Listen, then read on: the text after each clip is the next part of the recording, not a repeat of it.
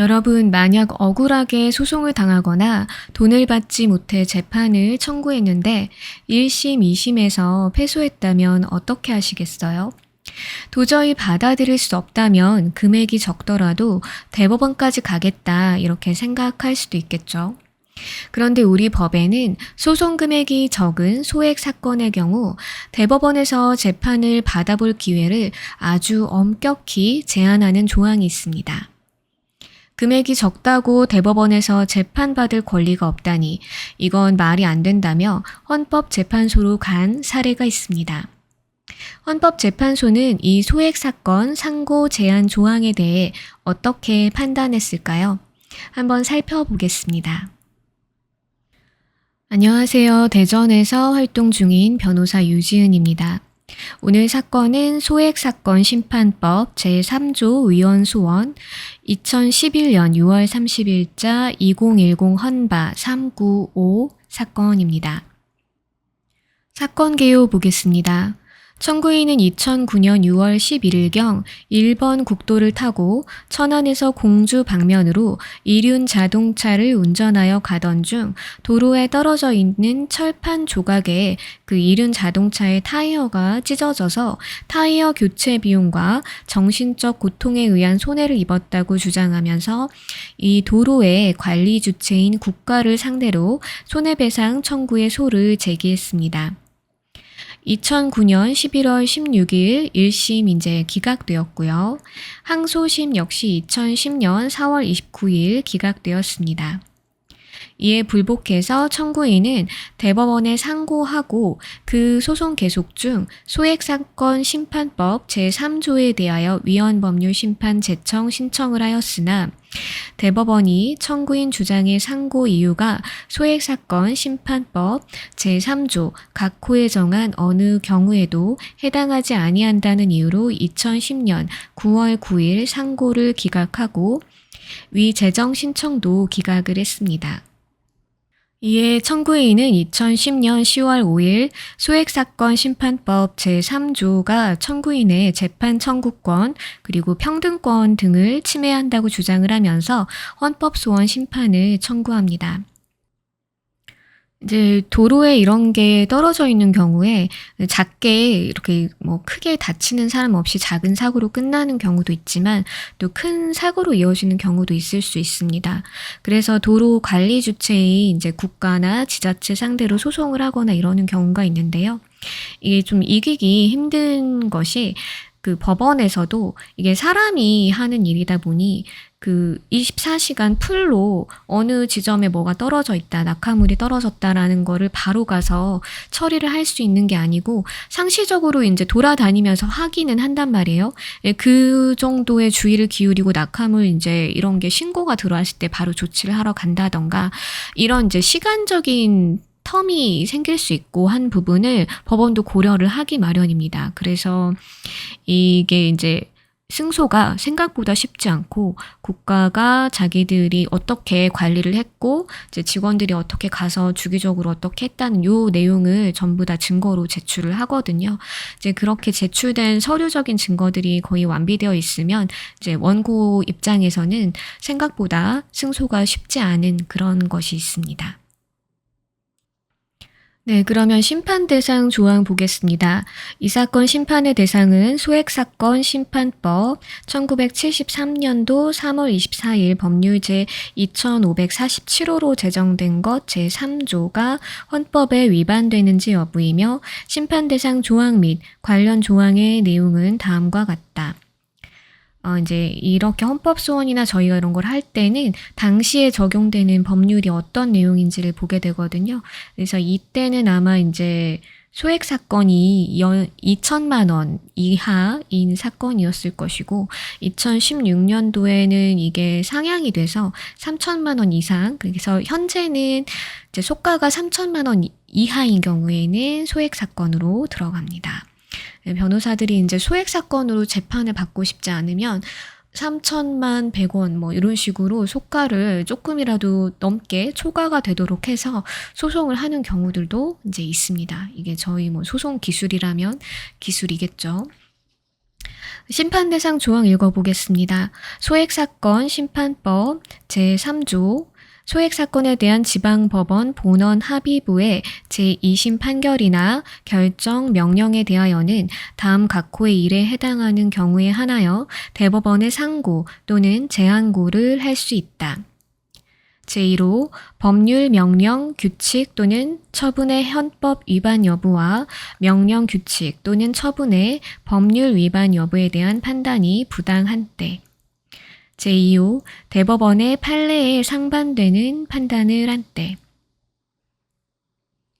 이제 거의 그 소송 실무적으로 이제 저희가 대법원을 가는 경우는 증거를 새로 제출하는 건 거의 어렵고, 왜냐하면 사실심은 2심, 항소심까지거든요. 대법원은 법률심이라고 해서 이제 보통 법원이 적용한 법률적인 판단에 좀 미스가 있는지, 증거 채택에 문제가 있었는지, 뭐 이런 것들을 위주로 보는 것이기 때문에 이제 새롭게 증거를 대법원까지 가서 제출하는 건 굉장히 어렵고 거의 받아들여지지 않을 수 있다. 이런 부분이 있다고 말씀드리고요.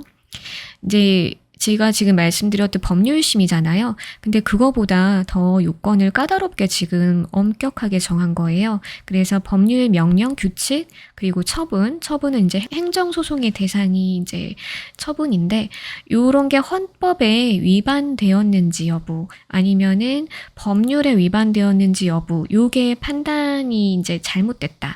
이럴 때 하라는 거예요. 그리고 대법원에 이제 판례가 있는데 그거에 배치되는 이제 상반되는 판단이 내려졌다. 항소심에서 그러니까 기존의 대법원 판례에 반한다. 이런 경우에만 소액 사건은 대법원으로 오라는 거죠. 요거에 대해서 청구인 주장 요지 한번 보겠습니다. 대법원의 재판을 받을 권리는 헌법상 기본권임에도 불구하고 이 사건 법률 조항은 정당한 이유 없이 소액 사건에 대하여 상고를 제한하고 있으므로 헌법 제37조 제2항에 정한 과잉금지 원칙에 위반하여 재판 청구권, 헌법 제27조 제1항을 침해하고 그 밖에도 평등권, 헌법 제11조 제1항, 그리고 행복추구권, 헌법 제10조, 양심의 자유 헌법 제19조를 침해하여 법률 유보의 원칙, 그리고 헌법 제103조, 107조 제1항에도 반한다. 그래서 이제 청구인은 본인의 기본권이 침해됐다고 할 수 있는 거의 모든 걸 이렇게 망라해서 주장을 하고 있는 것으로 보입니다. 네, 그럼 헌법재판소 판단 보겠습니다. 이 사건 법률 조항에 대하여는 헌법재판소에서 이미 수차례에 걸쳐 합헌 결정을 한 바 있으며 위 결정의 요지는 다음과 같다. 상고심에서 재판을 받을 권리를 헌법상 명문화한 규정이 없고 상고 문제가 일반 법률에 맡겨진 것이 우리 법제라면 헌법 제27조에서 규정한 재판을 받을 권리에 모든 사건에 대해 상고법원의 구성 법관에 의한 상고심 절차에 의한 재판을 받을 권리까지도 포함된다고 단정할 수 없을 것이고, 모든 사건에 대해 획일적으로 상고할 수 있게 하느냐 않느냐는 특단의 사정이 없는 한 입법 재량의 문제라고 할 것이므로 소액사건 심판법 제3조가 소액사건에 대하여 상고의 이유를 제한하였다고 하여 그것만으로 청구인의 재판 청구권을 침해하였다고 볼 수 없다. 이제 보면은 이미 여러 차례에 걸쳐서 합헌 결정을 했다는 거죠. 그래서 그 이유를 다시 한번 반복을 하는 건데, 일단은 재판받을 권리에 상고심까지 다 무조건 해야 된다는 그런 규정이 헌법에 있진 않다는 얘기를 하고 있습니다. 그래서 이제 3심까지 가는 거에 대해서는 입법부가 결정할 문제라는 거죠. 그래서 입법 재량의 문제다. 이 얘기도 하고 있고요. 이제 마저 읽어보겠습니다. 또한 상고 제도라고 한다면 산만하게 이용되기보다 좀 더 크고 국민의 법률 생활에 중요한 영역의 문제를 해결하는 데 집중적으로 투입 활용되어야 할 공익상의 요청과 신속, 간편, 저렴하게 처리되어야 할 소액사건 절차, 특유의 요청 등을 고려할 때 현행 소액사건 상고 제한 제도가 결코 위헌적인 차별 대우라 할 수 없으며, 소액사건 심판법 제3조는 대법원에 상고할 수 있는 기회를 제한하는 것이지 근본적으로 박탈하고 있는 것이 아니므로 위 법률 조항은 헌법에 위반되지 아니한다. 이제 소액사건법을 이렇게 따로 심판법을 따로 두고 있는 이제 입법 목적이 있겠죠. 아무래도 이제 신속 간편하게 빨리빨리 처리가 되어야 한다. 이런 입법 목적에 맞춰서 이제 만들어진 거니까 이제 대법원은 사실 이제 법관이 그렇게 많지 않잖아요. 그래서 중요한 국민의 법률 생활의 중요한 영역의 문제를 해결하는데 이제 집중적으로 투입, 활용되어야 한다. 이런 얘기를 하면서 이제 공익적인 그 목적에 대해서 얘기를 하고 있습니다. 그리고 대법원에 상고할 수 있는 기회를 제한하는 거지 아예 박탈하는 거는 아니잖아요. 예, 아주 예외적으로 이제 상고할 수 있는 경우를 아까 제가 읽어드린 1호, 2호로 이제 명시를 하고 있죠. 그래서 이 법률 조항이 헌법에는 위반되지 않는다. 이런 얘기를 하고 있습니다. 참고로 대법원이 이제 심리불속행 제도라고 해가지고 저희가 이제 의뢰인분들이 요청을 해서 대법원까지 갈 경우에 보통 3, 4개월 만에 대부분의 사건들은 심리불속행 기각이라고 해서 이제 그렇게 그냥 심리를 더 하지 않겠다 이렇게 하고 기각하는 그런 식으로 결론이 나는 경우가 거의 대부분입니다. 이제 제가 했던 사건 중에 1, 2년씩 대법원이 붙잡고 있었던 사건이 하나 있었는데 그 건 같은 경우에는 이제 저희가 시간을 끌어야 되는 사건이었는데 의뢰인분의 어떻게 보면 요청 사항에 부합하게 대법원이 오랫동안 사건을 들고 검토를 해줘가지고 이제 저희가 상고심으로까지 갔던 목적은 달성을 했던 그런 경우도 있었는데요. 대부분은 이제 심리불속행 기각이 난다고 보시면 됩니다. 청구인의 나머지 주장에 대한 판단 보겠습니다. 청구인은 이 사건 법률 조항이 행복 추구권, 양심의 자유를 침해하고 헌법 제103조 법관의 독립, 제107조 제1항 법원의 위헌 법률 심판 제청에 반하여 위헌이라고 주장한다. 행복 추구권은 다른 기본권에 대한 보충적 기본권으로서의 성격을 지니므로 앞에서 이 사건 법률 조항이 청구인의 재판 청구권 및 평등권을 침해하는지 여부를 판단한 이상 행복 추구권의 침해 여부를 독자적으로 판단할 필요가 없다. 또한 이 사건 법률 조항이 양심의 자유를 침해한다거나 헌법 제103조 법관의 독립과 제107조 제1항 법원의 위헌 법률 심판 제청에 반한다고도 볼 수 없으므로 청구인의 위 주장 역시 이유 없다. 이제 행복 추구권에 대한 부분이 이 보충적 기본권이라는 얘기를 하고 있습니다. 아무래도 행복 추구권은 이제 모든 기본권 침해를 주장하는 분들이 다 이렇게 언급을 한 번씩은 하는 기본권이에요. 그러다 보니까 헌법재판소에서 이제 행복 추구권은 보충적인 기본권이다라고 아예 이렇게 정해놓고 보고 있거든요.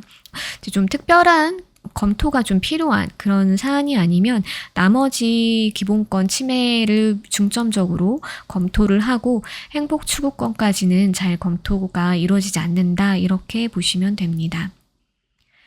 네, 그래서 이 사건 법률 조항은 헌법에 위반되지 아니하므로 관여 재판관 전원의 일치된 의견으로 주문과 같이 결정한다. 주문 읽어보겠습니다. 소액사건 심판법 제3조는 헌법에 위반되지 아니한다. 네, 이렇게 해서 오늘 그 소개한 사건에 대해서는 이제 설명 마치겠습니다. 감사합니다.